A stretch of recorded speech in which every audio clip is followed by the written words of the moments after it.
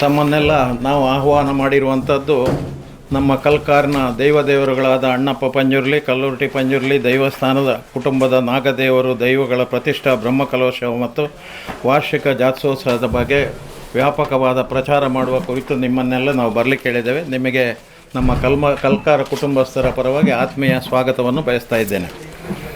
ಎರಡನೇದೇನೆ, ಇದರಲ್ಲಿ ಸುಮಾರು 30 ವರ್ಷಗಳ ಹಿಂದೆ ನಮ್ಮ ಹಿರಿಯರುಗಳೆಲ್ಲ ಸೇರಿಕೊಂಡು ನನ್ನ ಅಣ್ಣ ದಿವಂಗತ ಚೊಕ್ಕಾಡಿ ಬಾಲಕೃಷ್ಣಯ್ಯವರ ನೇತೃತ್ವದಲ್ಲಿ ಈ ಒಂದು ದೇವರುಗಳ ಸ್ಥಾಪನೆ ಮಾಡಿ ಅದು 30 ವರ್ಷಗಳು ಕಳೆಯಿತು.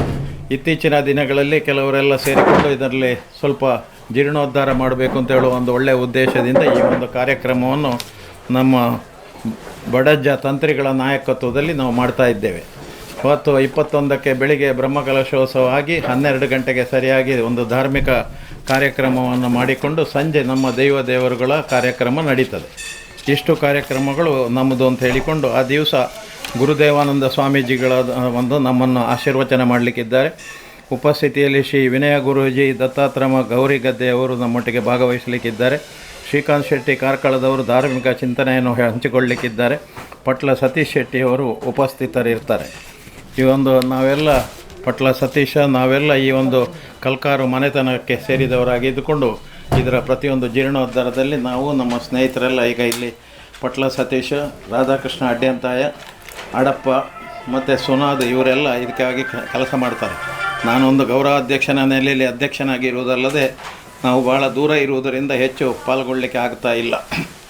ಇನ್ನು ಮುಂದೆ ಇದರ ಬಗ್ಗೆ ಒಂದೆರಡು ಮಾತುಗಳನ್ನು ಪಟ್ಲ ಸತೀಶ್ ಅವರು ಹೇಳ್ತಾರೆ. ಎಲ್ರಿಗೂ ಕಲ್ಕಾರ ಕುಟುಂಬದ ಎಲ್ಲ ಆಗುಹೋಗುಗಳು ಈಗ ಸೌಂಡು ಸೀತಾರಾಮರೇಗಳ ನಮ್ಮ ಕುಟುಂಬದ ಹಿರಿಯರವರ ನೇತೃತ್ವದಲ್ಲಿ ನಡೀತಾ ಇದೆ.